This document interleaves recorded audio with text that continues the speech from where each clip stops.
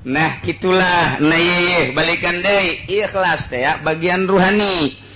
lamun urang encan ikhlas moal datang hal satungtung aya keneh ria ujub takabur nafsu ngaranna moal datang hal jelema didatangan hal teh ku Gusti Allah diberi anugerah ketika geus eueuh panyakit ruhanina ku ari urang saseleh dek ngarengitkeun ria ge sebab ria bagian ruhani posisi riana aya di lelembutan nu mana di urusan ge encan ku urang salilana aya mah aya kitu ikhlas saeutik prosentasena cek Imam Ghazali teh mah aya ikhlasan aya riaan ditimbang gedean mana ikhlas jeung ria gedeana ria bae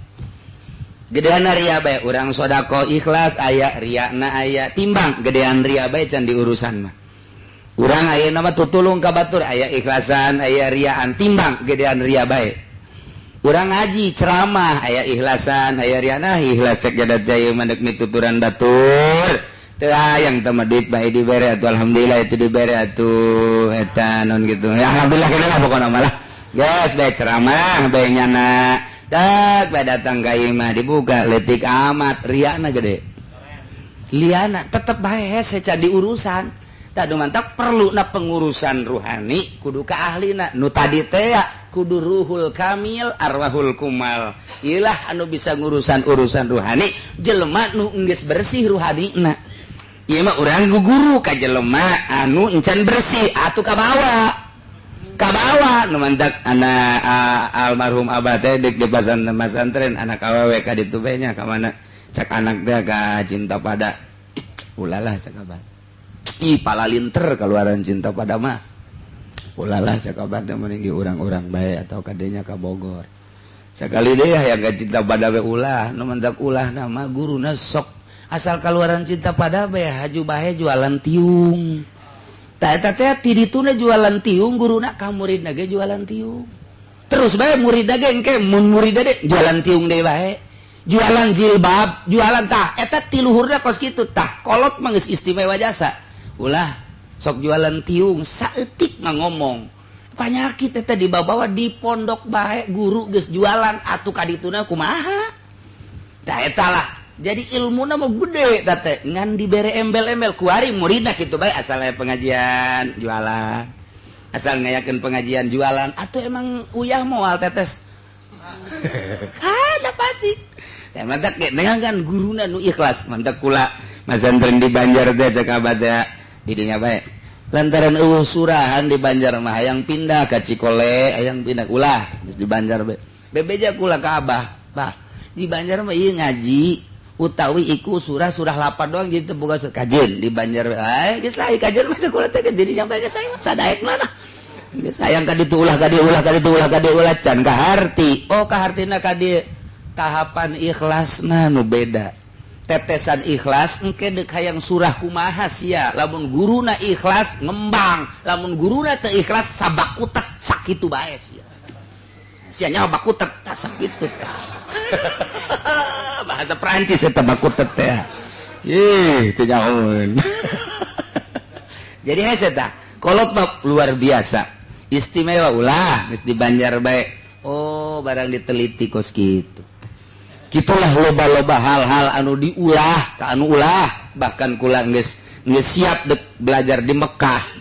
geus saminggu deui dek berangkat nu nguruskeunana kana Haji Muhadi di Jakarta tanpa make biaya kurang geus nyieun kitu ijazah sanawiyah jeung aliyah ge geus nyieun geus dialihkeun ka Arab geus tinggal berangkat seminggu lagi cenah berangkat beja ka kolot ulah henteu bae mah yang bisa bahasa Arab dan ulah coba barakali geus ulah gede ka kuari ijazahna dihitung ngendek bae anakan bisa mah dicokot henteu ku kula kalau boga sanawiyah jeung aliyah teh boga sadajan teu sakola eta meureun teh Belanda aduh masyaallah wallah alam kuari itu di mana tadi cokot jajak abah ulah kaharti kuari meureun lamun kuari bisa bahasa Inggris paseh bisa bahasa Arab paseh lalancongan ka ditu ka daeuh meureun kapake di pamarentah kapake di NU meureun kapake jasa sakieu ge bodoh deuk digeser-geser bae ngan aya bodoh bapan kuari teu berani berani embung aing bodong ke diseri-serikeun batur geus ngaji kieu bae aing mah bade doglos lah pokona deres tah inget ka kolot oh bener teu meunang lelempangan ka dayeuh nya sia dayeuh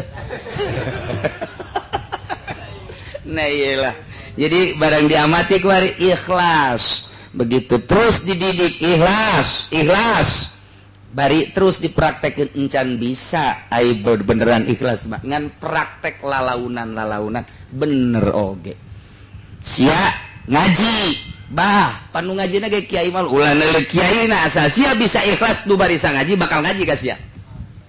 jago ngaji tapi teu ikhlas mundur boro-boro nu bisa ngaji nu bodoh ge moal ngadegekeun sia Bismillahirrahmanirrahim. Ieu ayat nuluykeun ayat anu kamari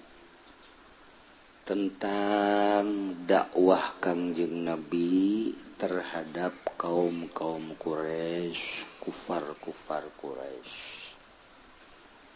Khususna harita jang itibar urang ayeuna Kangjeng Nabi dakwah ngajak nauhidkeun ka Allah supaya mengakui bahwa dirinya diangkat sebagai utusan Allah tapi tetap kufar Mekah gide kufar Mekah tetap inkar ngerasa agung aya di kufar Mekah mulia aya di dirina beunghar aya di dirina pinter aya di dirina embung dipimpin ku Kangjeng Nabi budak kamari ololeho pakir miskin dianggap bodoh Kangjeng Nabi teh embungeun gengsi nu mentek ku gengsi manggeus Angges ku gengsi. Budak saya ke mana? Ngaji ke mana? Tadi musola pangajian. Ieu urang ngaji. Hei, potongan aing mah lain ngaji kana kitu. Gengsi. Aing kos gigi pentokoh manya aing ngaji kudu ngaji ka santri model kos kitu. Aing mah guru aing mah kudu dokter andas. Profesor aing mah bangsa kiai-kiai ortodoks kitu teh hayang ngadengeuna. Eta jelema ngaranna kos kitu teh eta teh agul. Eta teh adu kos kitu teh jelema eta tinggal tungguan geledegnya sabae. Coba ge. Si. Cak kira beneran. Di guruan ku dokter andes, di guruan ku profesor bakal balalender meureun jelema. Teuk ceuli anjing. Kan celi anjing atuh celi aing ulah emang kumaha tahap keikhlasanana mana sebab dakwah mah nyampaikeun Al-Qur'an nyampaikeun hadis dit suprih ikhlas satungtung teu ikhlas nyana geus boga esna ge leuwih ti 3 es lilin aya di nyana tetep moal bisa tapi santri nu teu boga es-esan nyana didengekeun los teu didengekeun los nu ngaji ge nyana mah terus bae ngadreng-dreng bloon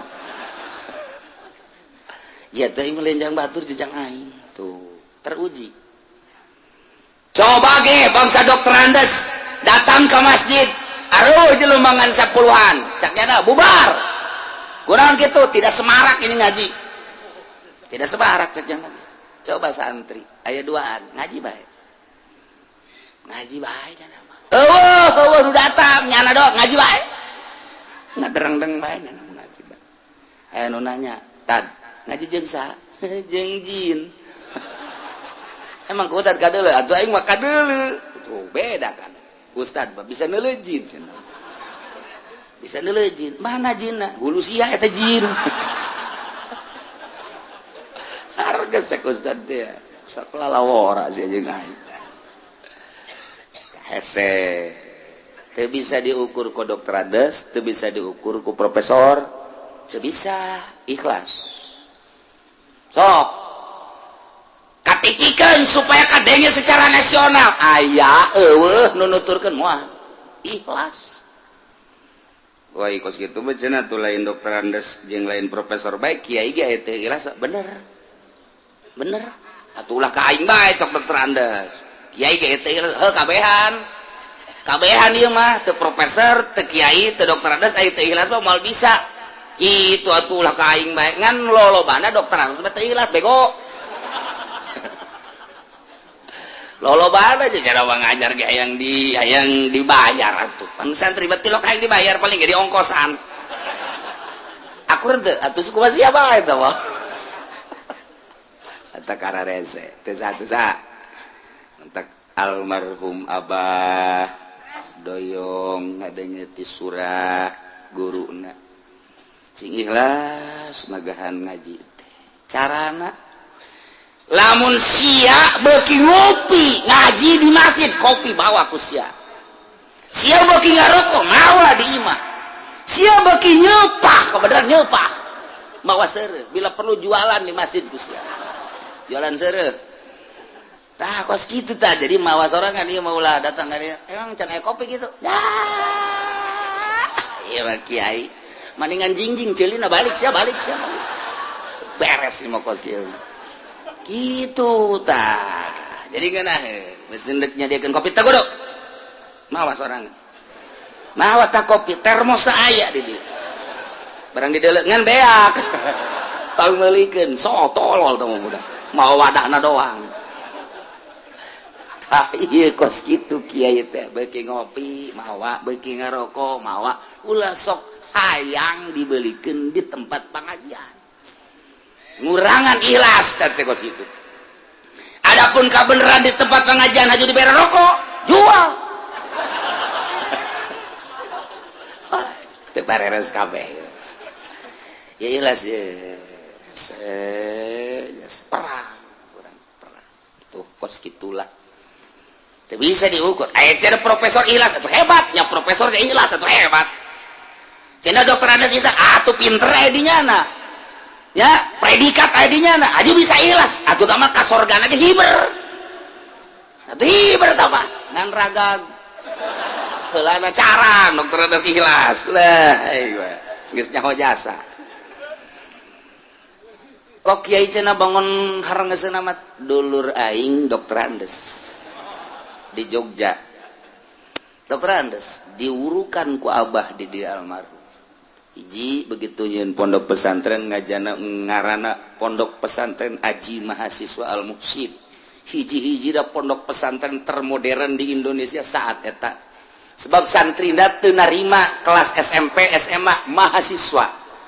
ndek kuliah di luar UGM ndek di Muhammadiyah ndek di berbagai silahkan cicing di dinya cak almarhum Abah ji udah aja kayak pesantren salaf jangan bayar nya nengah-neng jangan bayar jangan udah jangan kalau bayar namanya bukan pondok itu mah kos iya juga ya iya jadi udah gak usah bayar ya dah kalau gitu mah bisaan kan iya di hari pun mah barang datang ke Jogja bener teu mayar ngan listrik dan 5 kali lipat tuh eta dokter Andes mah kos itu wae hese bener teu mayar listrik ditingkatkeun pan aya di pesantren salaf kieu mah mayar henteu listrik jangnyana ainyana daek popoekan teu kudu mayar ainyana hayang cang bayar mayarna sabar duit cenah teh kieu sabulan 50.000 eta ge aya nu 3 bulan teu bayar-bayar aju kumaha ka dituna atuh aing nu katempuhan oh sate kos kieu mah blon ngaberatkeun ka kieu lah cenah kieu aja loba duitna ya gas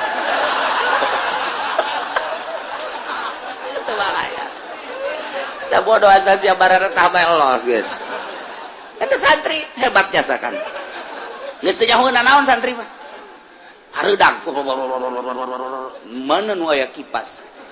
wah di majelis cenah aya kipas wah tuh jam 11 beuting kipas war heuy eta kadeuleuna ku sia kipas duit eta bayar henteu naon teh tenang bae cenah mah oh ngabage gas urang datang teh subuh boh asih mujuna keur ngipasannya cek urang teh aing ge teu kos sia-sia ku senang-senang teh diantepkeun bae sadaekna sia gitu pokokna. Jadi perhitungan di pesantren salaf mah jadi salamun make perhitungan ekonomi sabaraha si santri di dieu 500. Ayeuna mah saurang sakean atuh babari. Listrikna sakean diteken atuh babari. Aju urang nyeun kantin daya dahar sia di kantin aing mun teu dikaluarkeun sia koe atuh bisa. Sabulan berarti meuli Avanza. 2 bulan ganti Innova. 3 bulan berarti kan Fortuner. 4 bulan neraka sia kiai. Itu kalau perhitungan kos itu dek ngaji kita dek dagang babari ngitung ekonomi mah tapi lain eta daripada di dunia kabeli Avanza Innova Fortuner kabelah dituna Lexus menang tidinya rugi amat sih mendingan sodakoh di akhirat kakarak ganjaran aya dokter Andas nu kos gitu.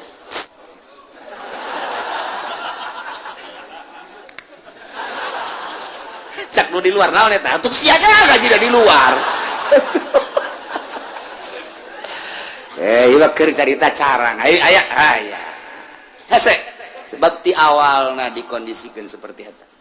Mun kabeneran aya nya profesor ja dokter Andas ikhlas bo tamang geus angkat topina ge lain hiji 4 ieu jeung handap hese dieu kae. Ayo keur carita ya. Kafir Mekah, kupar Mekah teh embung jasa dipimpin ku Kanjeng Nabi. Di samping embung lain geus sakadar embung, tetapi nyana teh mantangan, lain sakadar ku ucap, ku tingkah jeung pagawean dianiaya. Sahabat-sahabat dianiaya, nu diseret mah, nu dipasung mah, nu ditubles mah, geus macem-macem mengarah ka Kanjeng Nabi. Lain bantrak-bantrakeun. Woi, kupar Mekah teh kejam luar biasa.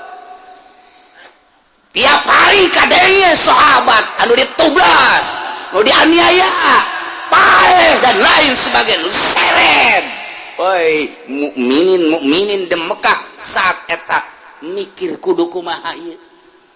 Nyalametkeun agama kudu kumaha, lain mundur mukminin teh.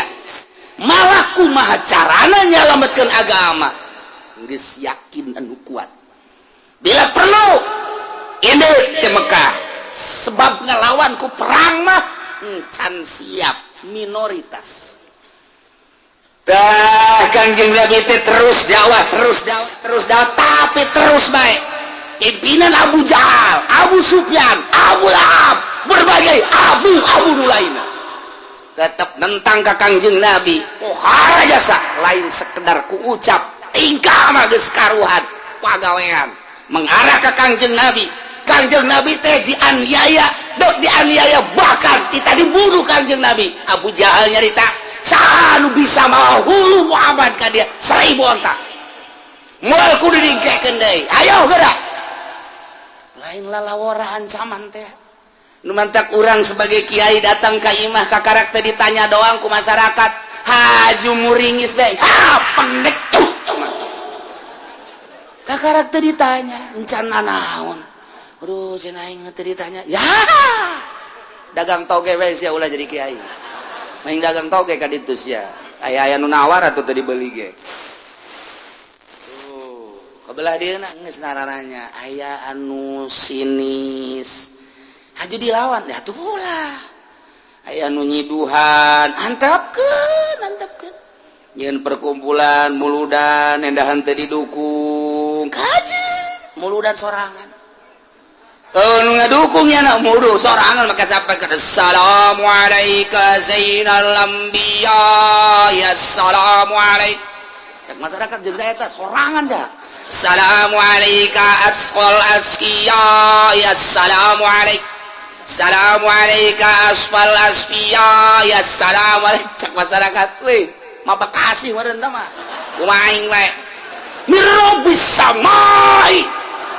assalamualaikum jaya 2 cenah sorana sorangan teu waniin kiai teh kos kitu tah deuleu Kanjeng Nabi baheula perjuanganna masyaallah tah nu mantap Kanjeng Nabi terus dakwah wahai kufar Mekah wahai kaum Mekah sahanu iman ka Allah, iman ka kaula sebagai Rasul Allah. Indah agama, tina agama jahil ka agama anu lurus. Shiratal mustaqim, Islam. Inna dina indallahi Islam. Bakal diberes surga. Caritakeun keistimewaan jeung keindahan surga. Saha jelema anu teu nurut henteu iman ka Allah, di akhirat bakal dibere ka nyerian neraka sifatan ku Kang Jilambin neraka. Tetep bae lah Muhammad macem-macem, segala sorga lah, segala neraka lah. Heuh, hirup mangan di dunia doang. Sebab dongeng nu paeh hudang. Pan senep eta, senep. Kan aja jantung senep eta. Oh, segala surga, segala neraka. Mana berita nanti baheula ge eueuh. Mun nya ge aya surga aya neraka, saurang bae atuh anu hudang. Jauh, mad. Ngomong teh sok macem-macem segala surga, segala neraka. Padahal nya geus nyaho dina Injil, geus nyaho dina Taurat Yahudi bahwa memang aya surga jeung neraka teh ngan kulantaran nyana benci jasa ka Kangjeng Nabi sehingga keyakinan nu aya di jero dadanya ge dianggap eueuh bae. Kos gitulah jelema anu berbangga diri, jelema anu ego, kos gitu tetap teiman. Ku teiman anu mantak ieu dibere ku Gusti Allah ayat innama tu'aduna la'at wa ma antum bimu'jizin. Lamun nusok ngaji bilagah mah kakarak ngadenge bahasana geges muringkak bulu,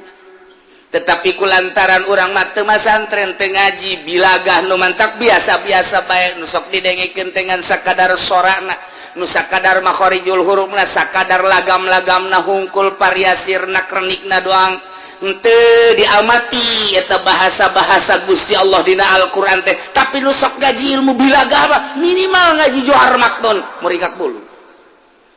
Ieu mah teu muringkak bulu, Pak. Muringkak ge bulu handap, muringkak bulu lantaran bahasa ku pohara-pohara teh mana ka poharaanana ieu neretet bae ayat taukid. Mana? Hiji inna, dua la'at, lam taukid, nomor katilu wa ma nafi, nomor kaopat make ba zaidah bimu'jizin. Woi, ieu taukid ieu ngabuaris aya opat ku pohara-pohara teh. Berarti tahap keingkaranana si bohotob luar biasa sehingga ieu taukidna teh Gusti Allah teu kira-kira. Tuh mulai tah nu sok ngaji mah wih jaheuh nya. Aya nu teu ngaji mah tuh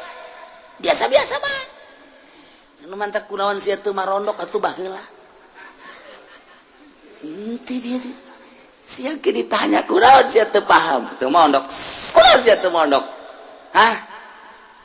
Mengarah ke bapak, omongan ku bapak di pondok siapa mana deh sia di dia bae ngomong pon aing ditahan pondok ka sia sok ajung-ajungkel ke aing ka neraka sia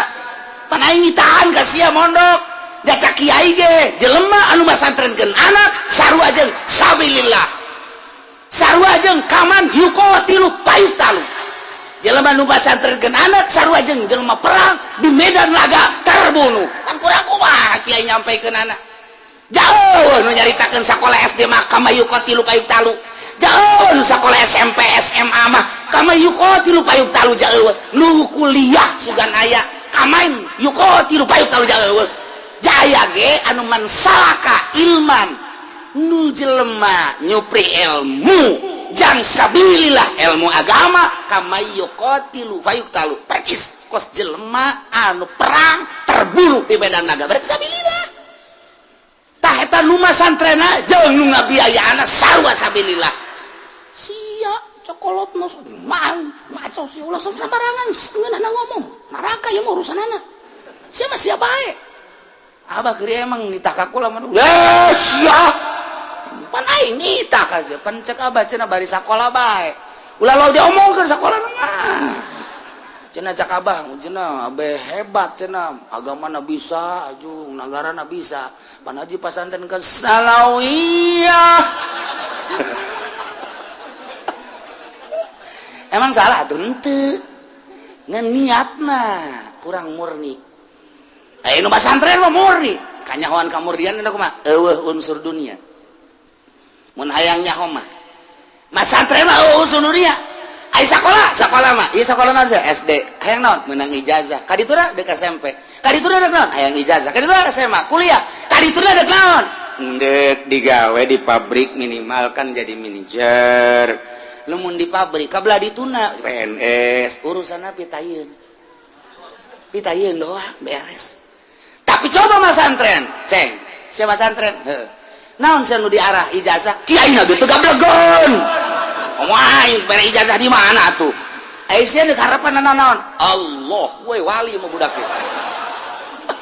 ya Allah doang harapan dunia Aisyah cengkel lamun geus balik masantren bakal kumaha ji kunaon mikiran ai lain kitu jaing mah bangun rumek neuleus ya ngabiayaan henteu naon henteu ngapusingan ka aing siapa aing urusan itu santri mah pinter pun ngomong lain panu sakola mah tuh kaditunakan digawe atawa kabelah dituna aya acuan segala dagang sausakan geus boga modal lu pas kitu mah kecil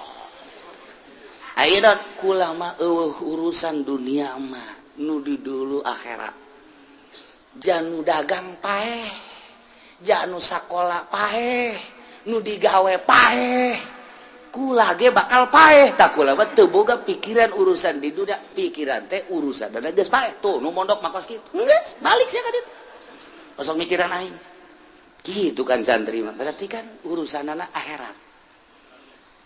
tinggal dilempengkeun doang aya sih seutik-seutik mah nu kurang lempeng aya ngan geus dimimitian putus jeung dunia waduh ai kitu mah cenah kiai mengarah kana putus sekolah hayu kos kitu mungkin negara ku lain putus sekolah tahap keikhlasan Aisyah bisa mah nya sakola jangan bangun negara ikhlas atuh baik-baik ieu mah keur carita ikhlas lah geus diikhlaskeun dilempengkeun mantap nya mah kawin ge tilok hese-hese santri mah tilok hese-hese tilok pulah pilih pokona asal sugih beunghar geulis beres bae sakitu salah tante saya ngomong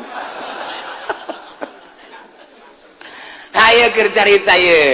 kercarita ilmu santri mah moal aya di ilmu sakola mah neretet bae taukid geus berarti mukhotob sangat inkar keinkaranana mukhotob munkir parah jasa sebab aya opat taukid pan urang ge ka batur teh ngomong dina Johar Maknun lah geus teh kudu dicaritakeun teh mah handap keneh mun urang nya ngaji ilmu bilagah ya aya jelema percayaeun bahwa Ki Zaid nangtung cukup bae ko Zaidun beres Zaidun qaimun beres tapi aya jelema ieu mutaradid teh antara percaya jeung henteu kana nangtung Ki Zaid bagus ditaukidan istihsan geus cek urang teh oh inna Zaidan qaimun sa'nya Ki Zaid eta nangtung bagus tah oh geus pake sa'nyana eta bagus mun masih kena ingkar oh maknya Ki Zaid geus bisa nangtung pan geri kabari di rumah sakit impus ih sabaraha poe sia di ditu asal geus aya 2 minggu mah ku aing mah geus bisa leulempangan inna Zaidan la qaimun teu kudu make la qaimun cukup inna Zaidan qaimun sanya lagi langsung wajib tadi taukidana sebab mukhatabna munkir wah can percaya aing mah tambahan deui inna Zaidan la qaimun can percaya kene bae tambah deui iya Zaidan la qaimun wah poharaja sapan teman kos cintaan geus sarua Sarwiti aku cinta padamu eta bahasa ikhbar Sarwiti na ngomong masa sih tendelan taukid sesungguhnya aku cinta padamu make sesungguhnya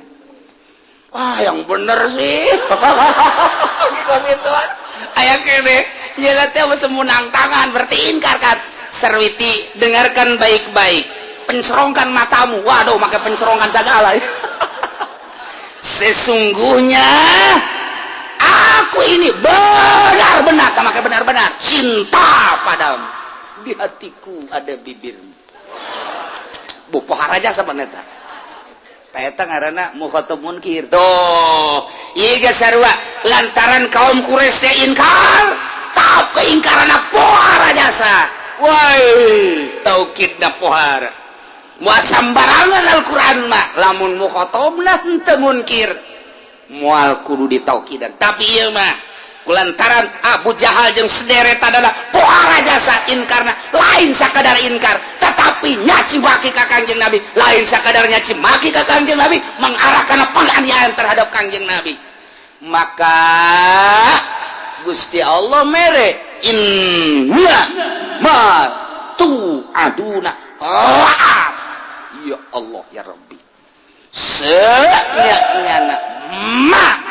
kiamat, ma ganjaran, ma siksaan, ma penganiayaan di akhirat, lah yakin bakal datang jasa.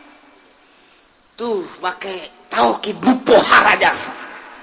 Masya Allah, lamun bahasa laat eta sok digunakeun kada janji.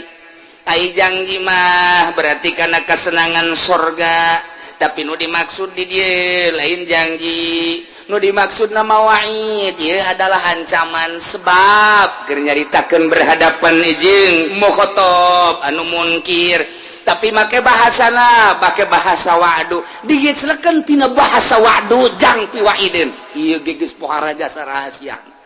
Iyalah Al-Quran, hese Al-Quran mah diterjemahkan sepintas malamun teu dibongkar mah hese bae nyaritakeunana. Mata komo bab hukum mah aduh patali jeung hukum mah teu bisa make sepintas eta mangan sakadar sepintas supaya naon kitu ngaranna ngahartikeun lapad bae.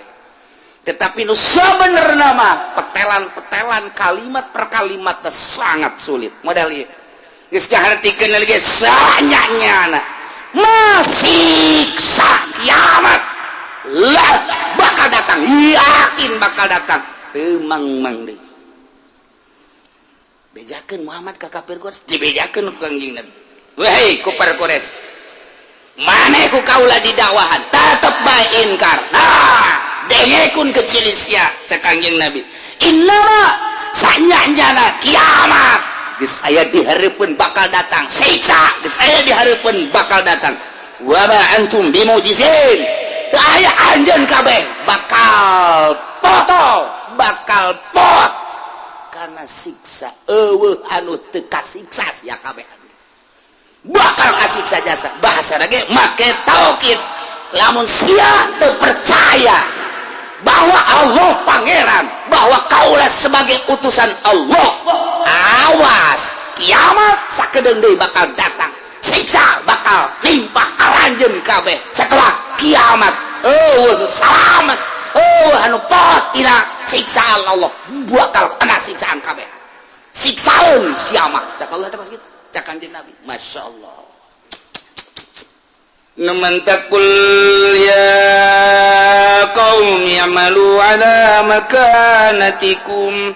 inni amil kul bejakeun ku anjeun Muhammad lahum kepada kufar Mekah. Ya kaum, hei kaum kaulah para kafirin lamun geus teu ngadaya jeung teu ngajiding ceuli aranjeun kabeh gas ayeuna mah i'malu sok magawe maneh sakadaek maneh kamu ala makanatikum sakawasa anjeun sok silakan. Eta geus bahasa teh sungkunan kos kitu teh. Aya geus teu ngadenge jeung teu ngajiding mah sok sakadaek maneh pagawean teh. Pagawe ku anjeun teh sakawasa maneh. Ini ambil kaula ge dek migawe sakumaha misina kaula ente kaula maneh dina aya kakafiran jeung ngahina ka kaula ngamusuhan ka kaula ge tetep bae tegar teguh iman ka Gusti Allah, bari sabar kami mah masing-masing. Kesurangan nasehatan ka anak sakali dibere nasihat tetep bae teu narima, 2 kali teu narima, 3 kali teu narima, ngomong mah sia aya geus teu ngadenge ka omongan aing mah sabolos sia geus ayo cak hayang sia kadang ku jadi siap anak-anak kos gitu eta teh lain heuh bah lain kudu kitu ditampilin bisa eta ngomong nyungkun sia ku aing geus dinasehatan sakali masih kene 2 kali masih kene 3 kali sia nista maja utama gas kuari mah sabodo sia sakadek sia gas los kumaha sia bae eta kos kitu teh nyungkun lain heuh bae geus kos kitu mah tuh kula-kula abah-abah lain kitu eta teh sing hade aya ancaman berarti ayo geus sakadek sia awas di akhirat awe di tahir awas ya koy hah balik awas ya golok geus diasa bae jangan naon dah mencet kebo itu kos kitu lalagan ngaran geus teu disarangkaan golok ayo sia beuh naon deui ayo geura balik sia geura balik awas ya koy bebedak lawan geus disiapkeun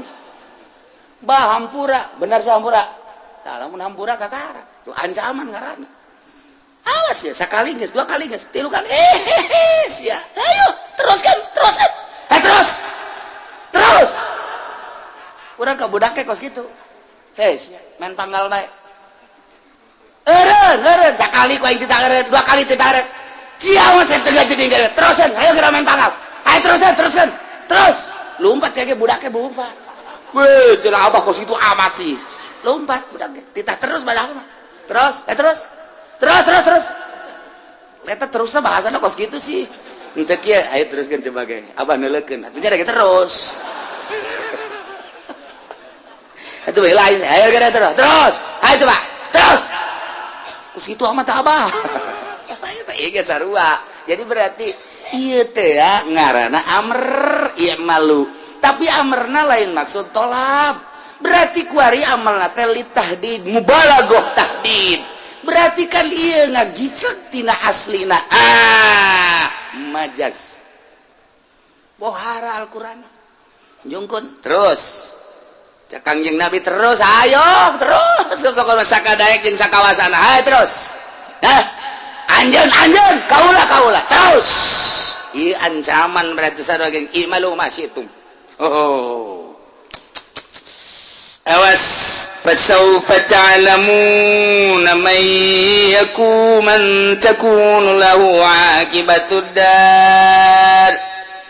maneh lamun geus teu ngadenge kana dakwah kaula cek Kangjeng Nabi hayo kira teruskeun maneh dina tetep kakapiran tetep maneh penganiayaan ayo terus engke ge bakal nyaho man takunu lahu aqibatud dar saha jelema anu bakal kakenaan ku akibat nu bagus jaga di akhirat dar teh desa akhirat dar teh desa kuburan dar teh desa dunia geus bahasana dar desa dunia dar assalamualaikum darakum mukminin desa kubur ieu ge akibatud dar desa akhirat bahasana make desa sebab urang kukumpulan guari kumpul di kuburan kumpul di akhirat ge bakal kumpul sedengkeun al arwah junudun mujannadah kos tentara nu kuari urang kumpul di dieu ye engke di alam kubur ge mun parareh nyalampeurkeun ge we kumaha eta gua nyare dongeng keur di dunia baheula urang keur ieu kukumpulan nyaho di itu sok ngaji saya ngajina di mana aing ada pun takal amon dengan teh di alam itu teh dongeng kunaon tuh sia di dinya bae kunaon bari ngopi jeung teh dongeng teh di jero kubur engke di akhirat ge dareng kos kieu bae kos kieu ainu henteu kumpul moal bisa nyana kukumpulan sebab kuari na ge henteu geus nyana kumpulna di dunia jeung tukang ngaduk kotok di ditu ge ngaduk kotok di babawa ku nyana pale kitu kudu bener di ditu kayak gitu jeung tukang gaple deh wow balak genep ditarang gula deh waduh bakal ngahiji tukang gaple jeung tukang gaple deh tukang ngaduk kotok jeung tukang ngaduk kotok deh tukang mabok jeung tukang mabok deh ngahiji urang ye tukang ngaji jeung sok ngaji deui ngahariji bae masyaallah indah jasa minaheun ke ngahiji sia ka mana deuk ngahiji ka ditu jeung kiai emang sia sok ngaji sok kiai wahun nyaho teu puguh sia ke nyaho aing kok nyaho henteu puguh sia gaji ke sabar tahun 3 tahun wahun ke aing mah wahun jeung tukang uduk atuh sia ge ngajina jeung tukang uduk ge di ditu na teh ngahiji ge di akhirat bage pipilipidan ge di akhirat ai sora mah jakadenge cenah kiai ai jeung kiai na wae henteu atuh ge di akhirat tah atuh maknya manggihan oh jeung tukang sate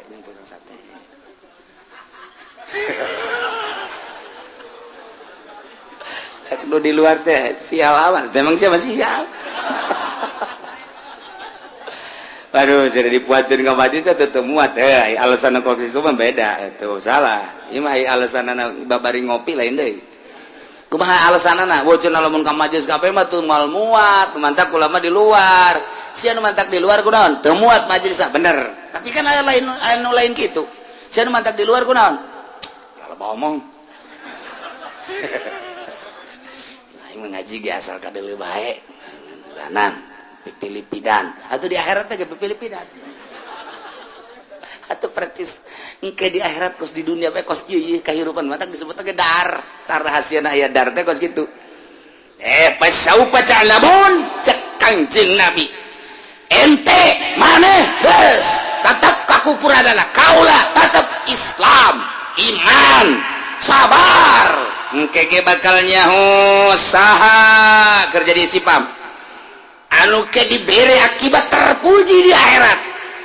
anu iman jeung nu kupur bakal kayahoan nu bener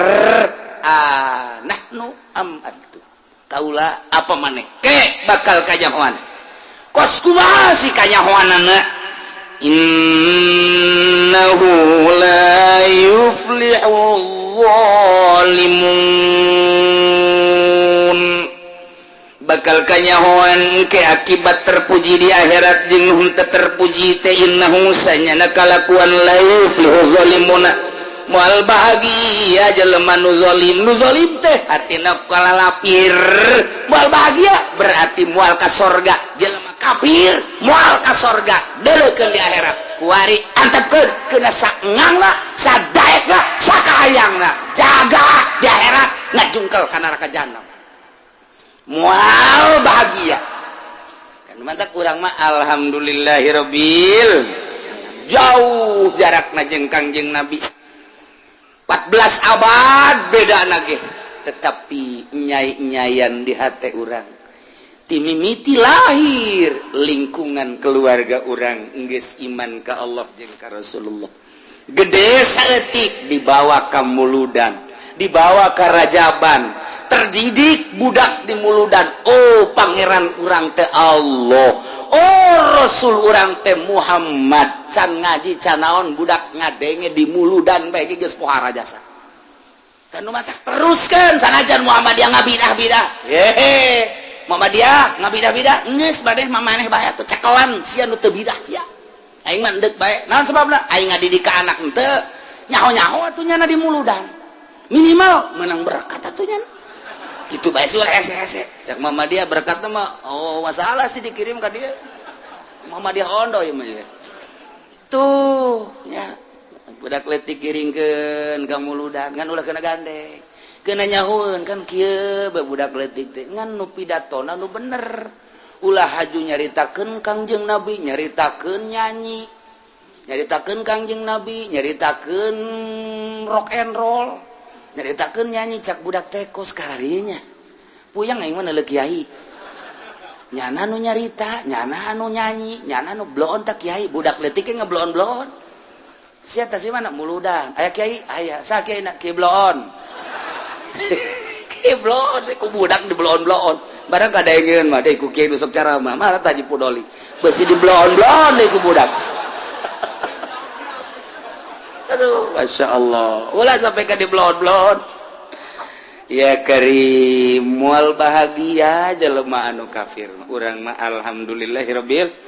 gede saeutik terus nyana milu ngaji tuturutan sanajan teu dianterkeun ku kolotna embungeun kolotna nganterkeun lantaran beusi mere uang bensin uang minyak embung aing teu ngaji mah dicarekan ku ngaji sia padahal dianterkeun henteu geus kajeun geus urang mah ikhlas bae geus sabodo teh terus gede saeutikna nyaho nya kebelah ditu nah hayang sorangan mak kula mah deuk mondok bae nya ulah saya mondok mah kunaon kahir-kahir mah heses ya nu geus ngeusek santri ku sekarang itu kunaon gitu mah lah sarusah emang emas sugih ulah ngomong gitu pan abah geus sakola abah sia sakola sugih teu ih ulah ngakurkeun ka abah atuh ka santri ge ulah ngakurkeun ka nu susah atuh abah keur ieu sakola naon abah mah keur kuliah ku ade sugih teu ulah ngomong gitu kuliah mah kuliah bae tapi susah abah sia mah jadi ku ari dagang naon teh abah dagang teu becus abah sia mah kuliah digawe ge atuh kos kitu malah hampir ditangkep abah sia mah tuh tapi ulah ngukur ka abah sia guys budak hayang masantren satu keuntungan Masya Allah cemerlang masa depan sahanu nyaho kolotna cilaka di akhirat ku sebab anak nama santren je malaikat ya saya ya tuh nyaho ke malaikat buku ya imah bakula imah kula dek ka mana keur diringkus iya dek dikarenarakakeun lah iya abah ieu mah kunaon ieu maka diringkus bah mak kredit ya cek malaikat aya sisa kula anakna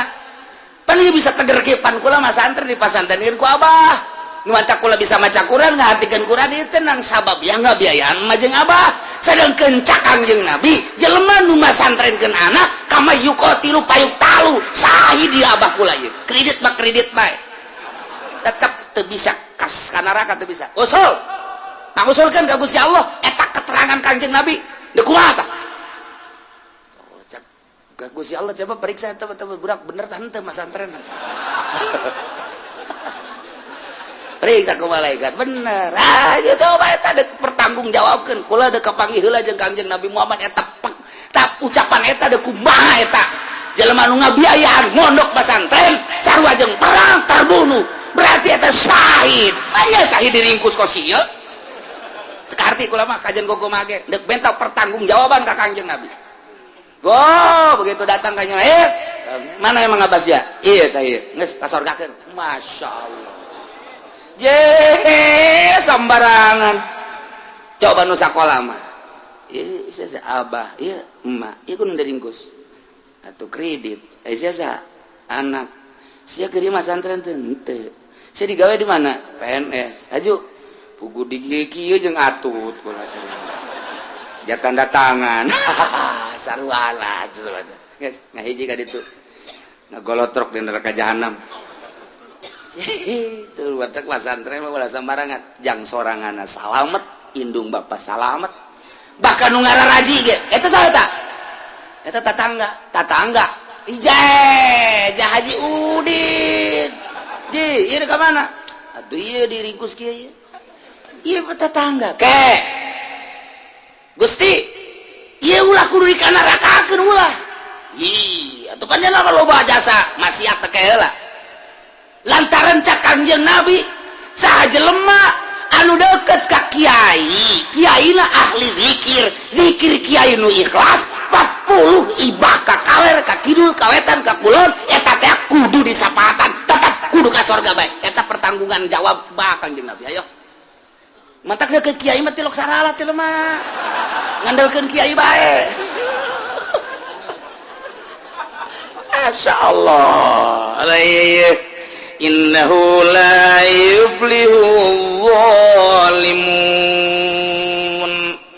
sanyanya kalakuan ieu la yuflihu mal bahagia jelema nu zalim yane jelema kafir magas moal bisa disapaatan di akhiratna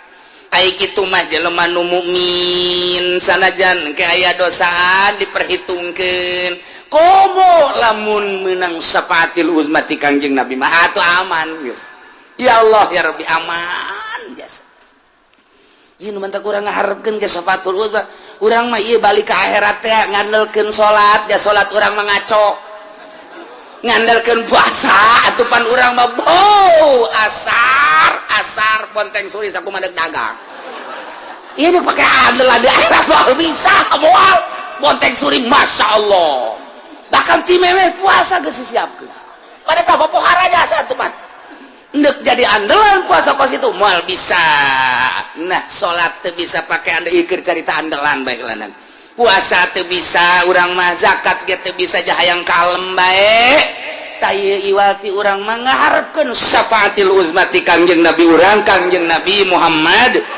sallallahu alaihi wasallam. Belah dieuna aya 70 jelema anu dibere SK ku Gusti Allah sorga tanpa dihisab. Saurang-saurangna engke bakal nulungan saurangna 70 deui. Nu 70 na tidak 70 saurangna 70. Kabelah dieuna para ulama-ulama dibere SK ku Kangjeng Nabi ulah waka ka sorga heulanan teangan heula murid. Eta kas kitu dadang mantep kiai mah pandeuri sabarwa ka sorgana. Pandeuri murid heula ti heula ngan datang ka pelataranana doang. Tetep nungguan pamimpinnya nage. Sarua bae sebab teu nyaho jalan pan. Pan aya nu kieu jelema di dunia na teh ibadah mah ibadah, salatna rajin, puasana rajin, zakatna rajin ngan malaweung teu konsentrasi. Nu mantak teu konsentrasi kurang wauh jeung Gusti Allah. Salat teh kurang konsentrasi jatuh wauh asa teu dileukeun ku Allah. Urang lamun asa dideulekeun ku Allah konsentrasi pasti sieun ka Gusti Allah lantaran teu kenal jeung Allah kurang konsentrasi. Tah ke di akhirat kapanggih jeung kiai ditulunganlah ku kiai. Asup ka pelataran sorga. Dariuk ribuan murid di dinya teh. Nyana nanya, "Ai ira dibuka nungguan kiai?" Nungguan kiai cek jadi teh helanan. Darariuk baheula di dieu. Aya nunggu 100 tahun. Nungguan kiai can beres, kiai can beres neangan murid-muridna heula, neangan murid-muridna heula anu 100 tahun. Barang geus 100 tahun datanglah kiai ka dieu. Dibuka pan pintu surga. Brus ka salurga kabeh. Eta mah jelema nu kurang konsentrasi teh pan nyana mah nundutan. Batu asup ka surga jana nundutan. Blon da budak. Nungguan 100 tahun barang geus dibuka, pabe arasup nyana pas nundutan jak kurang konsentrasi teh di dunia nage. Di dunia nage kurang konsen. Geus satu nyana waktu batur arasup nyana pas nundutan. Hudang-hudang lawang sorga ditutupeun deui kaget break nya hudang aya naon eta ye cek malaikat geus arasup kabeh ieu ka mana babaturan geus arasup kabeh eta tadi nu jeger naon nutup deui teu bisa dibuka ai kula kumaha cek malaikat emang tadi teu milu kula nundutan tan batak nu sok ngajina nundutan ka bawah ka ditu wah terkenal jasa cak nu di tukang jahit mah teu nundutan ngan hees doang atuh komo hees nundutan bae teh asup komo hees kiai da di jero neangan kurang hiji ka mana ieu kurang hiji ieu pan geus dibuka sakitu tadi geus digiring-giring ku malaikat ieu kurang hiji nya ku kulintingan di luar aing ka mana jalan cenah hees kiai di jero neangan kurang hiji mun cara ka Mekah mapan kamar-kamar geus dibere tah nu tiluan nu duaan nu genepan pan geus ieu ukuran kamar duaan ieu ku sorangan saurang deui sia ka mana tadi baja bareng jeung kula aya ku ari kumana haho tetep teangan ku kiai di jero di luarnya ku kulintingan aya aing ka mana jalan sakian teh malaikat ditanya malaikat tu buka deui bisa buka-buka da cek teh kudu aya perintah mantap kula jadi penjaga teh ya besi aya anu keluar asup sambarangan tetep mun teu diperintah teu bisa atuh kula geus boga ieu SK asup sorga da mah tinggal asup ka lawang teu bisa ieu nu mantak di dieu meureunana teu asup ge eta geus lain deui masalahna emang tadi kurang nundutan waduh kiai geus seleh neangan di surga ieu surga itu bebeja kakara ka malaikat Ridwan malaikat ya kurang hiji peserta cak malaikat Ridwan dah je atuh emang aya ieu di luar keur ku kelintingan bae nyana ngan geus benta ka kula ge menta asup ngan kulantaran nyana kula cenah perintah atuh teu bisa je coba dibuka. Begitu buka, aya keur nundutan deui bae. Ya Allah. Mataku guruna gitu, heuy, hudang sia, hudang. Kakarek kira beunta, aduh alhamdulillah. Jadi jelema nundutan mah ka sorga ge ka bawah. Masya Allah, Masya Allah, Masya Allah. Guys, mulai ti minggu harap ulah nundutan. Bila perlu hes. Kula pacar lalagan dongeng lain, bebeneran eta ku situ. Aya dongeng dina kitab supi tahu seperti gitu. Ngentek nundutan mah kurang konsentrasi. Etalah boro-boro di dunia ndek kauntungan perekonomian. Nundutan mah cilaka kajen kukumaha. Mal beres ku nundutan mah tuh. Ngaji ge bisa-bisa mubtada jadi nasab kita itu. Lain ropan asab. Nundutan. Eta teh apa? Anu kiai dongeng, rukun wudu gedep. Pas pelebah ngusap sirah saeutik. Buratana nundutan. Geus bae dibawa ka imah. Tanya ku pemajikanana. Ngaji naon kiai? Rukun wudu. Ngan sabaraha? Genep. Jaakur. Hiji-hijina, hiji eta dua itu kagep. Ye kalimat cak jana teh eta ngumbah sirah nu leutik. Naon? Ngumbah sirah nu leutik. Ngumbah sirah.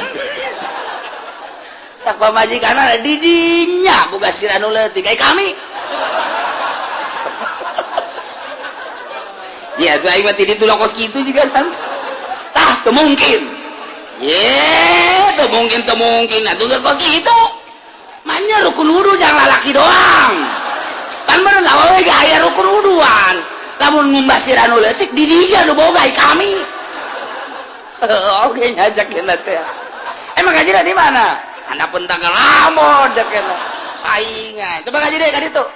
Tah eta gara-gara kos kitu pan rukun wudu jadi salah. Iyalah nu nundutan mah kos kitu. Nyaritakeun jelema nu kaentepan ku hal. Hal eta adalah nu kamari kurang geus dibahas inda supi mawaridun yaridu alal galbi min kasbi asradi zat wa anwariha.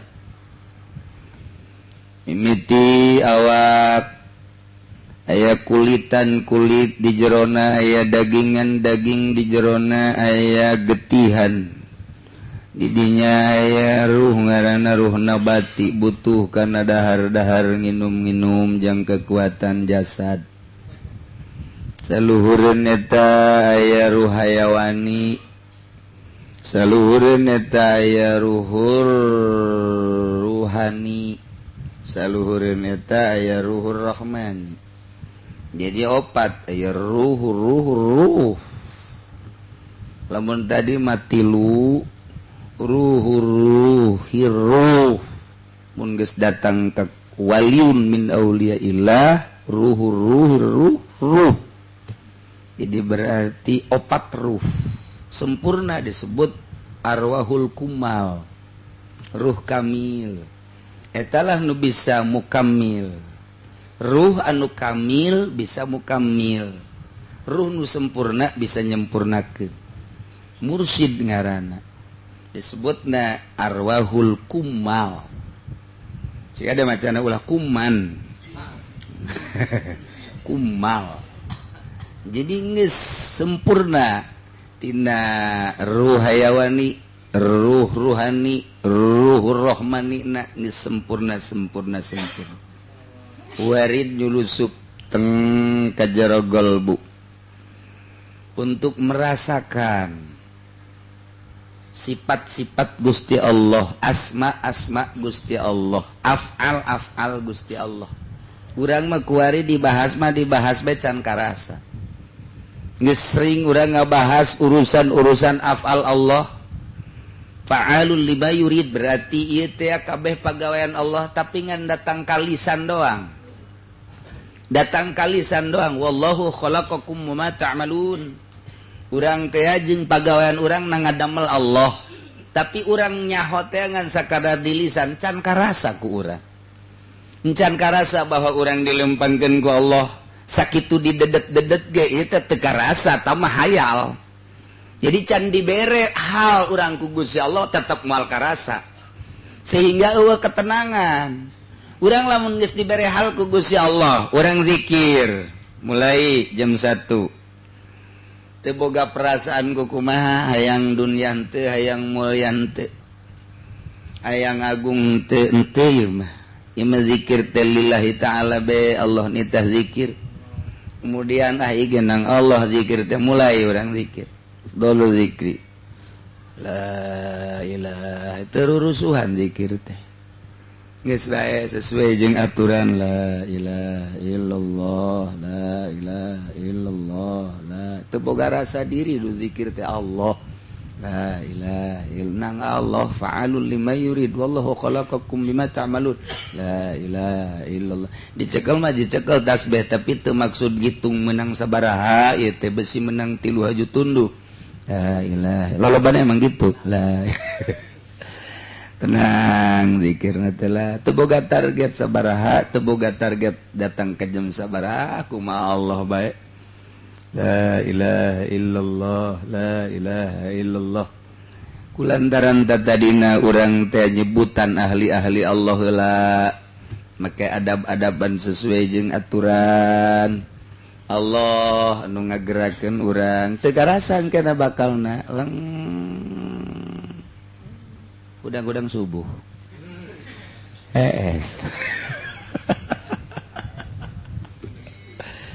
ieu mah lain leng teu di mana kumaha ngeunah datang ngeunah eta hal ngan kakarak karasa ngeunah doang kakarak karasa ngeunah namun ditanya ngeunahna modal kumaha teu bisa nyaritakeun pokona mah teu boga pikiran ku kumaha leng rindu ta urang rindu encan dibere kukumaha kakarak awalan hal awal dibere rasa ngeunaheun amat sih eta berjam-jam ge sila sugan engke bakalna nyeri ente sugan sing moal teh mah kajeun kukumaha ge moal bae jag-jag bae urang sabaraha jam teu karasa misalnya teh jam 1 datang ka adzan Allahu akbar Allah eta hanjakal boga rasa hanjakal ih adzan mah ku ngeunaheun teu karasa di jam 1 jam 2 jam 3 jam 4 3 jam setengah teu karasa ku ngeunah-ngeunahna ngadenge azan teh ngadenge azan eta teh asa hanjakal embung teh ngadenge azan teh ku ngeunah-ngeunahna illallah la ilaha illallah geus teu maksudna naon teng hese tah meunang deui ka kos kitu teh hese mungkin ke sabulan dibere deui mungkin ke sababaraha bulan teu nyana berusaha tapi engke kadang dibere deui ku Allah kayak geus sering dibere kos kitu teh terasa asma Allah teh aya Sami'un Alim ih keur didengekeun keur dikanyahokeun keur dideuleukeun ieu teh terasa kos lautan laut ilmu Allah, laut asma Allah, laut basor Allah. Geus teu daya teu upaya. Ieulah hal di mana karasa asma bakal karasa sifat. Di mana geus karasa sifat jeung asma bakal karasa af'al. Ieu lainang urang nang Allah. Geus kabeh dedeuleuan Allah bae, darasaan Allah bae, da lainang urang selama urang ngaku moal usul-usul. Sebab aya pengakuan diri di mana orang masih kena aya pengakuan diri moal bisa ieu geus lepas kabeh teu boga pengakuan nang Allah ikeur carita penjabaran praktek nama lain gitu ieu carita penjabaran praktek nama atuh lain gitu engke teu karasa tama lantaran tama anugerah ti Gusti Allah urang bisa ngalepaskeun mimitina tinggal ngalepaskeun dunia heula dilepaskeun bae heula dunia teh jak dunia mah dipikir teu dipikir sakitu bae dihayal teu dihayal sakitu bae diteangan teu diteangan sakitu bae artina sakitu bae urang boga kepercayaan japal kolam geus anggeus kolam utar atur pembagian ieu harta urang diteangan aya aturan megana sakitu mah ti lauhil mahfuz sakitu bae teu diteangan ge dasar deuk loba mah deuk loba bae japal kolam jadi urang teh kuari deuk naon pukar pikir jak geus beres pembagian rizki urang ka urang milik urang ka urang teges anggeus geus atutan nu bisa mah atuh rek di pikiran geus pembagian Allah di Lauhil Mahfuz tinggal ku iman di peta-petakeun ku Allah tah poe eta dek naon deui nu tak boga keyakinan anggeus atuh ka Allah keun ayeuna mah tek ieu mata kicep nang Allah ceuli nang Allah napas di jero urang aya ruh nang Allah dibersihanana ge ku Allah urang teh kan boga kahayang dong kembalikeun ka Allah ilallah minallah fillah mulai nikmat nyulusup kaharti asma kaharti sifat kaharti asma jeung sifat bakal kaharti afal di mana geus kaharti sifat asma jeung afal bakal kaharti zat sebab moal kaluar asma sifat jeung zat kajukos kumaha tuh moal bisa saha ge moal bisa hatta Kangjeng Rasul ge teu ngabejakeun Kangjeng Nabi Isa Kangjeng Nabi Musa teu ngabejakeun tapi eta ditajalikeun ku Allah sabada takholli urang ta eta tajalli ditajalikeun teh kemudian eta dibere hal urang tajalli ta eta teh dipilih ku Gusti Allah tempatna Kangjeng Nabi Musa digerokeun ka Gunung Tursina apa teu imkaneun Gusti Allah lamun lain di dinya atuh imkaneun ngan geus kos kitu bae sunnatullah dek mere Allah ka hiji hambana anugerah tajalli kudu dipanggil heula ka Gunung Tursina Kangjeng Nabi Yusuf apa bisa apa teu mungkin di luhur bisa tapi dek ditajallikeunna di jero sumur Kangjeng Nabi Ayub apa bisa apa teu bisa lamun ku sehat atuh bisa tapi ditajallikeunna ketika geus tinggal rorongkong doang Kangjeng Nabi urang dipilih ditajallikeunna teh Sidratil Muntaha walaqad ra'ahu. Nah iyalah Allah teh boga pemilihan-pemilihan nu mantap urang teh urang kudu milih tempat ieu teh lamun tempat ieu teh bagus ieu teh jang ibadah ka Gusti Allah pindah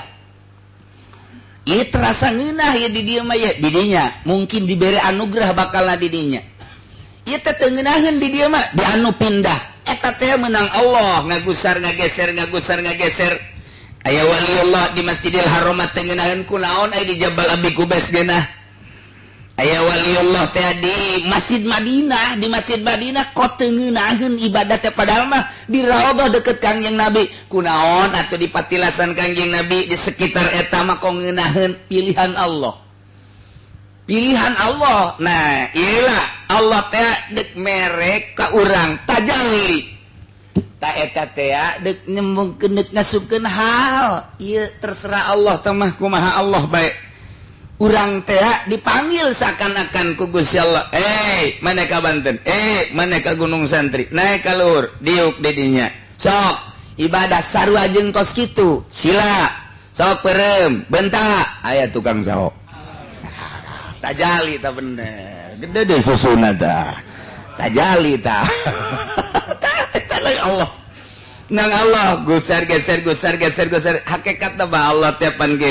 berangkat sia ka ditu ka Mekah berangkat ka Madinah berangkat ka Irak berangkat ka Iran berangkat nang Allah utar atur di satu tempat Allah mere sesuatu nu indah luar biasa nu teu kanyahoan ku batur rahasia Allah paingan diberangkatkeun horeng dek mere eta anu sulit terulang deui ta eta teh selalu kitu bae Gusti Allah ieu di imah bae ge sarua bae di imah teu puguh teu garuh udang padahal mah tilok hudang jeung hiji mandi sarua jeung kitu okos gerakan urang padahal nang Allah wudu salat eta teh cek Allah teh salat ngan teu beunang dihayal-hayal kitu aing keur ku Allah keur dititah ya tuh ngahayal edan tuh siang kana ka ditu ulah seakan-akan kos kitu sebab wallahu khalaqakum wa ma ta'malun. Wah, salat beres, salat beres, salat. Atawa salat deui minimal 6 rakaat. Ke Allah dibere, mungkin di rakaat awal, mungkin di rakaat kedua. Atuh teh mah kumaha Allah bae dibere leng bae. Di jero salat teh kok aya ngeunah. Di jero salat teh aya ngeunah, rahasia Allah dibere ku Allah jicipan. Eta mah rahasia Allah mungkin ka ul kiai, mungkin ka ustad, mungkin ka pedagang, mungkin ka petani, mungkin ka karyawan atuh kumaha Allah bae nu neuk merena. Mantek aya kiai teu ngeunah-ngeunah salatna tapi ngadenge aya hiji karyawan abdi dipasieun ke ku nikmat. Ieu teh rahasia Allah anugerah. Ngan coba datang deui henteu kos kitu. Bisa deui henteu. kadang-kadang sulit teh nah ieu keur carita nyulusup hal di mana geus aya hal nah ieu tadi teh hal teh waridun yaridu alal qalbi min kasbi anwa asrari dzat wa anwariha keur carita Imam Syibli Abu Bakar Syibli mun urang geus ka Baghdad karasa kadeule gambaran makom Imam Abu Bakar Syibli gitu luar biasa dan jena diberi hal ku Gusti Allah diciwit teka rasa digebugan teka rasa digolok teka rasa bata bentak bae henteu naon kitu ngaranna henteu tunduh ceuli dedengian lain dedengian nu ieu lain dedengian nu ieu lain dedengian ieu suara mobil suara teh kadenge jadi pindah tak ketika aya hal teh dedelean lain nu ieu dedengian lain nu ieu aambean lain nu ieu jadi ngageser padahal jelema di dinya mun sakira-kira dicabut teh halna teh biasa deui ketika dibere hal di dinya kene jelemana tapi lain dedengian lain nu ieu aambean lain nu ieu dedelean lain nu ieu jelemana di dinya kene masyaallah boro-boro keur carita alam kawalian alam jin urangna di dieu tapi ternyata dibukakeun ku urang ku Gusti Allah di alam jin atuh asup urang ke alam jin biasa kadeuleu alam jin teh kadeuleu istana kerajaan dan lain sebagainya di alam jin ieu mah lain alam jin alam hakikat tah Abu Bakar Syibli teh teu karasana naon geus mang poe-poe teu sare sababaraha poe teu sare teh lain teh sare lalagan teu sare bae teu kuat sebab lain dedelean nu ieu lain dedengian nu ieu nah di akhir ayatna Abu Bakar Syibli asup ka hiji tempat eta teh kumuh anu luar biasa loba puntungan-puntungan awi anu sarareukeut nyana asup ka dinya di alam hakikat ku ngeunah teu karasa aya paku nancep aya awi nancep teu karasa ternyata paku jeung awi nu nararancep ka dirina teh eta teh ngajadikeun sababna maot teu karasa ku nyana teu karasa kunaon di jero hal eta henteu karasa nikmat luar biasa asa jeung Allah bae neuleuh Allah denge Allah napas Allah jadi geus gahiji teh nah ieu moal karasa tah lamun geus kos kitu urang paeh ge teu karasa hayang paeh ge tamun geus datang ka dinya teh lolobana waliullah teh ngadoa hayang paeh nikmat jasa sebab kapanggih jeung Allah geus usul berani di jero kubur ge nang tangan malaikat lantaran Allah na eta kene di dunia di luhur bumi Allah na eta di jero kubur Allah na eta di mahsyar ge Allah na eta kuari geus wau jeung Allah atuh teh sieun ketika malaikat maut menjemput nyawa saya malaikat maut deuk naon deuk nyambut nyawa lain ti kamari angel amat sih carekan malaikat maut kira-kira aya tuh curug nyarekan sagala tuh gegeraan hayang geus ka geura usul ka Gusti Allah hayang geura kapanggih kitu hayang geura kapanggih jeung Gusti engke di kuburan ge ditanya ku malaikat munkar nakir man rabbuka tuh jawabannya sia nanya maka ditu kenucan wow jeung Allah aing mah di dunia geus wow jeung Allah beuh ceuk malaikat pohara amat laporan ka Gusti ieu jadi tanya nyarekan kula siapa ya main tanya-tanya bae ceuk Allah teh geus tuh ditanya tah mah geus wow jeung Allah engke di masar teh kitu jangan mah ngaroko bae tenang bae di sisi tenang bae cenah bae atuh kalem bae deuleu jelema nu kieu nu kitu eta sebodoh nya nu geus wow ieu jeung Allah nungguan panggilan dong sugan sieun atuh henteu la khaufun alaihim wa lahum yahzanun nah sebab atuh di dunia da geus kapanggih jeung Allah teh geus wusul atuh geus kasieun inna auliya Allahi la khaufun alaihim wa lahum yahzanun lain kuari bae teh buka kasieun di jero kuburanna sugan sieun atuh henteu di mahsyar sugan sieun atuh henteu nu mantak nya mah kuku cuprakan ka neraka ge masalah masalah nu mantak daripada urang dideleukeun ka sorga haja teu ka sorga maning ka neraka tapi teu panas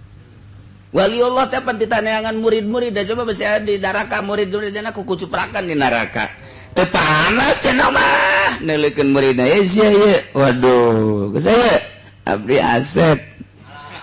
di mana Asep Cikupa geus tarutung ge oh aji sia mung kunaon gara-gara ulah ngobrol lah angkat heula menjadi tutung ge kunaon ya ngeri ditanggeus asup ka langit biru. Aduh Gusti Allah agung. Nah orang menyaritakeun ka saya geus diangkat eta waliullah ulama ku kucuprakan di neraka. Masalah teu aya naon kitu ngaranna henteu panas. Contoh teu panas Kangjeng Nabi Ibrahim kuniyana rukuni barda wa salaman ala Ibrahim. Tama adab doang seuneu manaskeun adat tama jabuktina para rasul, para nabi, para aulia Allah ketika ku Gusti Allah ditiiskeun atuh tiis bae. Nah iyalah Abu Bakar Shibli teh ya asup ka hiji tempat nu kumuh katojo sukuna ku awi dan lain sebagainya teu karasa ceknya terus maot Sayyidina Ali apa karasa atuh henteu geus aya hal mantak cek Sayyidina Ali eta cabut geus cabut oh ja teu karasa halna keur aya kos kitulah para wali-wali Allah subhanahu wa ta'ala jelema bobogohan ku nikmat-nikmatna galedeg kadenge moal kadenge di sisi kuburan sugan sieun ka kunti anak henteu moal padahal mah nyana eta di sisi kuburan nya hujan geledeg glungsing jeleget henteu sieun naon sebabna geus wusul ka susu.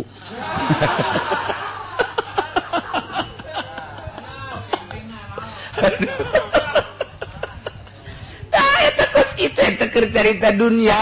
dicontohan ku dunia deh ilmu uzuran ruhani Masya Allah geus leuwih ti sagala rupa ruhani mah hese ngagambarkeunana lantaran kanikmatan ruhani mun dibandingkeun jeung kanikmatan jasmani mah eueuh tai kukuna acan ketika hiji jelema diberengeunna salat ukur ku barang dahar ukur ku pakaian ukur ku kendaraan ukur ku awewe moal bisa ka ukur eta kakarak dibere awalan geus ngeunah nu mantak makin ka ditu makin sono lantaran geus dibere nya sabodo aing mah geus deg Allah bae makin sono jeung Allah andai kata dituturkeun teu bunga ditinggalkeun teu sedih sebabnya mah geus dibere anugerah ku Gusti Allah nikmat ketika salat nginaheun ketika maca Quran nginaheun ketika zikir ji malah mah ribet loba jelema teh ribet cenah mah ribet aing mah geus pokona mah cak aing mah jeung Allah bae mun bisa mah ngan nyana kembali deui nang Allah ngagerakeun ja dititahan ka dieu henteu tapi datang diondang henteu tapi datang oh berarti mah tinggal kumaha urang narimana nyanggakeun sadayana ka Gusti Allah hakikat nama nyana teh tak embungeun naon sebabna ribet jeung jelema mah ribet geus mah ngeunaheun sebab ketika maca Quran teh teh kudu loba maca Quran nikmat zikir gitu keneh geus lain ukuran 1000 2000 keur awal mah heueuh ulah kurang ti 1000 ulah kurang ti 10.000 keur awal mah ai kadituna mah geus dibere ngeunaheun nu mantap 1000-an jelema maca la ilaha illallah aya waliullah maca la ilaha illallah hiji bandingkeun jeung jutaan la ilaha illallah nu can usul beratan hiji tah nu mantap krok naon kitu garana hiji zikir dibaca ku ahli Allah hiji jana zikir bandingkeun jeung jutaan manusia beratan keneh ieu kitu keneh doa ahli Allah henteu kudu loba Allahumma ighfir lahu warhamhu sakitu doang nyulusup ka mayit ngeunaheun jasa karasana Kiai Golkar ngadoa Allahumma ighfir lahu warhamhu cak mayit teh geus aduh ya aing nyangsang di tangkal Golkar ieu cek ya aing bisa ragag ya Allah hese lamun jelema geus dibere makin sebabnya nama di alam jeung diomongkeun teu pengaruh di alam sakitu bae diomongkeun sakitu bae jak embungeun ieu nya nama sebab jelema lamun ngaji hayang dituturkeun hawa nafsu jelema ngaji magahan ngaji ceramah dakwah geus lain nita nuturkeun nyana ka Allah geus ngajak ka Allah bae lamun diri tu geus ka arah Allah atuh geus cukup jangan ngajaknya ka Allah jadi lain hayang syak kunaon teu ngaji ka aing hawa nafsu siksaeun Allah tetek kiai kos kitu kunaon teu ngaji sia ka aing siksaeun Allah atuh kunaon hayang diajian pan ngaji teh ngajak ka Allah ge Allah anu noelna daekeun jeung henteuna dakwah teh ngajak ka Allah ketika urang ditu didakwahan geus ka Allah atuh geus urang sok aju pan sia didakwahan ku aing bere atuh aing amplop eta kos kitu bahaya takos kitu tah nu mantak lamun aya jelema dakwah macakeun Al-Qur'an macakeun hadis macakeun kalam Allah macakeun kalam ulama kemudian nu dimaksudna teh qosoda wa qosoda kitul mal wasanaan nah lamun dimaksud harta jeung pangalem ieu adalah ria teh tuh bitul amal kadituna siksa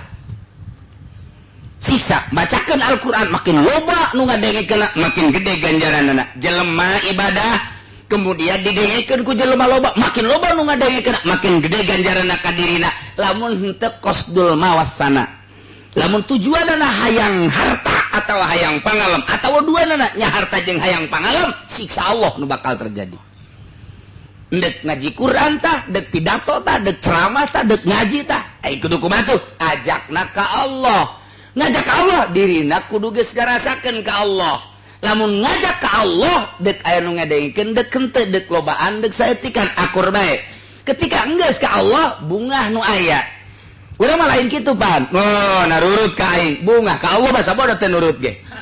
urang mah tibalik tak ieu mah lain bungah asal geus ka Allah bae ge urang ditu geus salat atuh enggeus teh kudu didawan geus cukup urang ditu geus ngarzarakat geus atuh teh kudu ja dakwah teh dakwah neruskeun Kangjeng Nabi di sampingnya imankeun ngaislamkeun ieu jadidu imanakum nambahan gede iman nambahan anyar iman kudu urang ditu areun geus salat areun geus zakat geus teh kudu ka ditu atuh nu penting mah ka Allah nyana teh silaturahmi atuh kajeun tah urusan nafsu teh datang-datang urusan nafsu cenah geus teu ngaji jak geus atuh masalah ieu mah sok ditanyakeun sieu datang-datang ka aing barang geus jadi jelema yes baheula mah sia keur nyungkruk ka aing bae nah ieu siksaeun kiai siksaeun siapa ngaji di aing nyaho ka alif lempeng jeung bengkok teh pan di aing kuari siang geus gigiridigan ka dieu tu pan tilok nyapa ka aing kiai siksaeun Allah ji atuh geus we urusannya nyampekeun atuh geus ganjaran engke bae di akhirat bari tungganana ulah kuari diomongkeun padahal teh murid aing tapi kuari nyana geus tilok ka aing bloon jasa disumpah sia ku aing sia disapa sia ku aing cak muridna ngadu sapa yuk ngadu sapa pan pokona jeung nu teu karena Allah mah panyakitan bae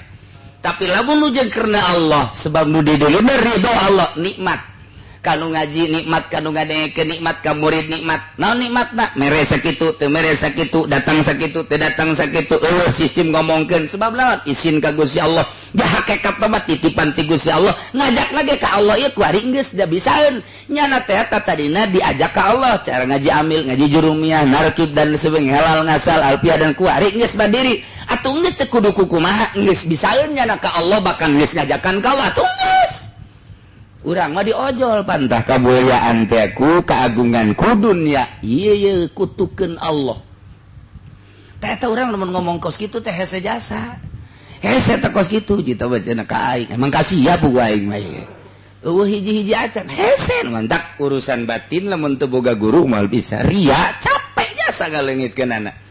ria teh capek sebab urusanna ruhani urang kuari encan aya guru ruhani atuh moal bisa sanajan dulur-dulur supaya ikhlasnya sebab urang teh wa umiru illa liya'budullaha mukhlishina lahuddin tah caki podoli teh kos kitu dari ceramah tah mukhlishina lahuddin pugunya na berangkat ka ditu nage hayang amplop atuh tia kunaon ngadongengkeun mukhlishina lahuddin pan nyanana ge lamun teu di amplopan teu datang pan cenah mukhlishina lahuddin pan eta munafik eta kos kitu ngaranna sial cak haji podoli emang sial sia mah atuh lain aja pudol ini kabehan aduh ngan nyana bae ditukangeun kabehan hese emang kumaha jak kiai ge dulur sing ikhlasnya ai ceramah teh kos kitu pantak ulah kamari ge ngadaengkeun Ki Nurjaya sing ikhlas bae sing ikhlas pugunya na kadinya ge hayang diberi duitan pada teh kos kitu tah munafik eta teh ngaranna eta kudu kumaha atuh urusan rohani atau beneran pancan ngabeneran age 1 juta kali ngomong ikhlas moal bisa sebab can di urusan pan aya can di urusan lah atuh ngaranna ge can di urusan kadaharanna naon rohani teh obat nanaon ruhani teh anti nanaon ruhani teh ai awak urang pan ku ari teh di urusan isuk-isuk ulang ngadahar rujak sia nyeri beuteung nya isuk-isuk ada rujak jeung teh cenah beuteung aing mah normal hakan ku sia menang bae setengah jam WC mana nya tepungan sia tah eta teh isuk-isuk ge urang diakurkeun bae uduk haneut mantap cek urang teh laksa mantap iya naon deui karena nu belah ditu teh tuh naon deui ngomong atuh sia teh teh keun tah teng akur untuk menjaga kesehatan disesuaikeun kadaharana ieu kieu ngantuk saeutik urang teh disarekeun jang awak bae urang geus teu kudu dipeta-petakeun meta sorangan mentek cek Imam Ghazali cek Imam Syafi'i seluruh imam pemerintah tengurusan urusan dahar rakyat bakal dalahar bae sebab lawan kebutuhan masing-masing ulah diurusan coba urusan dahar nehangan bae aya sangu dangder hui naon mantang hui jeung mantang eta keneh bakal sebab kebutuhan sorangan ini urusan malah urusan dahar rakyat mah urusan statistik urusan politik urusan birokrasi dumantak nu jadi pemerintah teu kudu kiai nu bener utar aturna urusan jang urusan perekonomian jeung perpolitikan sanajan cicing dimui ari teu becus mah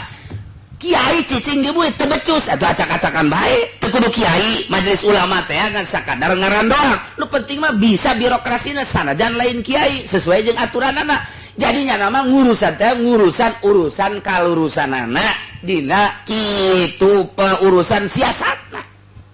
ieu salurkeun ka dieu ieu ka dieu teu kudu kiai acana kiai bae atuh leuwih abdol asal leuwih kudu leuwih bisa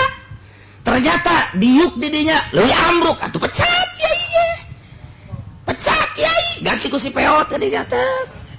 tah kos kitu nagara teh sebenarnya mah kos kitu ngan dikira-kirakeun kiai lantaran dititipan ilmu bakal leuwih bagus asup ka DPR jadilah bupati ternyata ambruk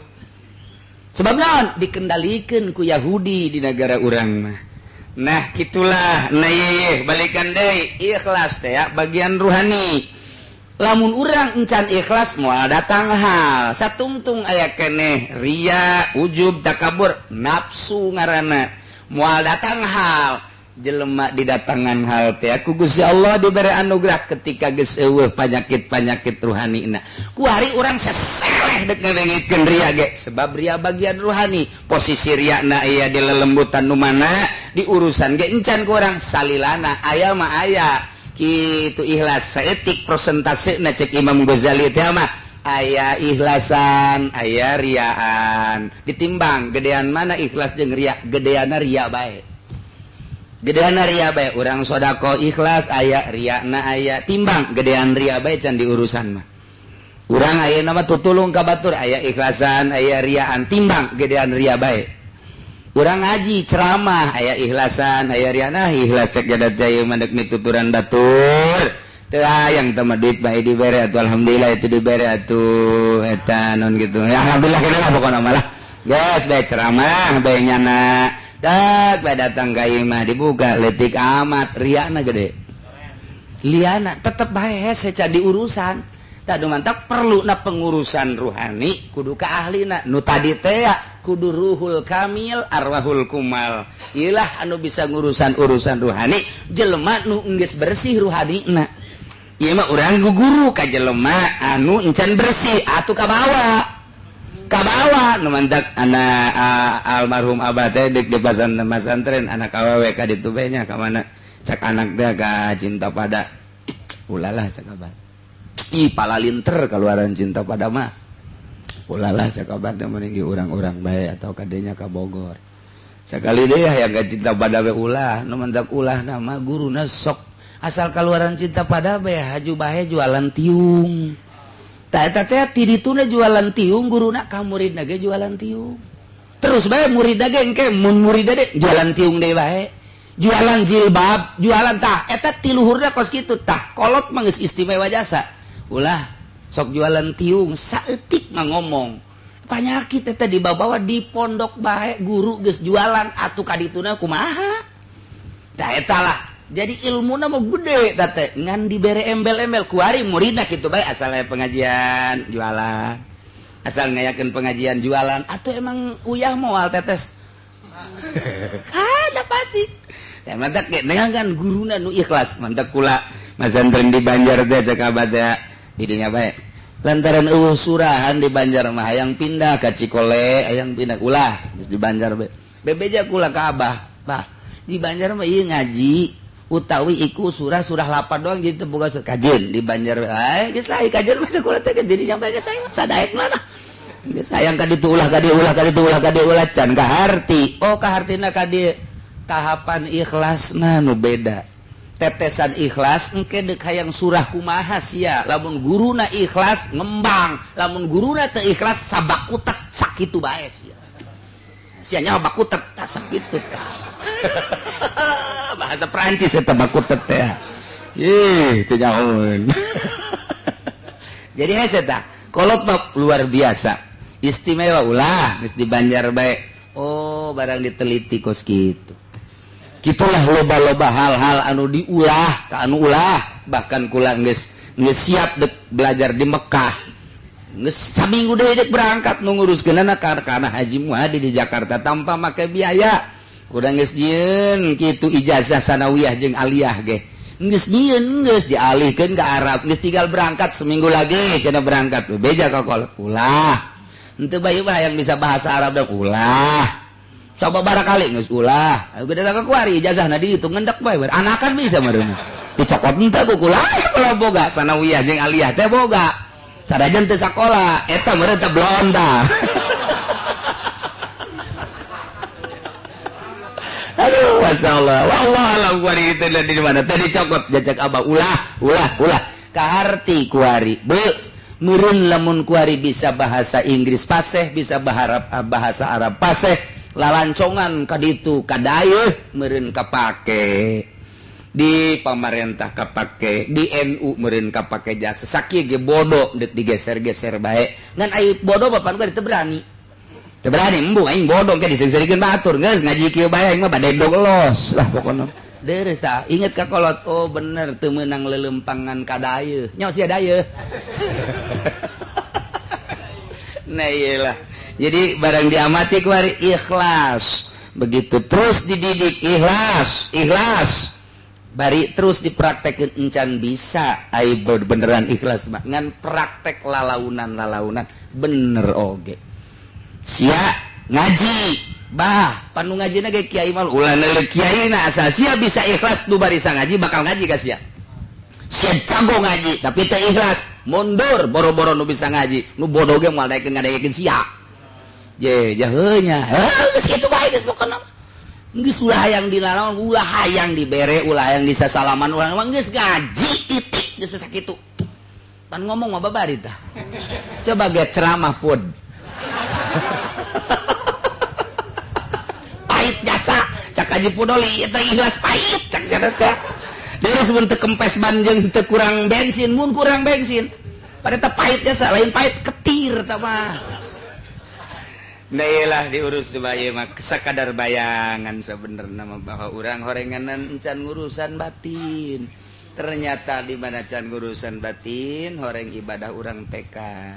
Taya mah nyarita teh lainna naon horeng aya parantina nahu sorop aya parantina kitu keneh ruh ge aya parantina. Ulah sambarangan asup tarekat, ulah sambarangan asup pengurusan rohani, kira-kira encan pas mah ulah maning bersyariat be insyaallah ku bersyariat ge.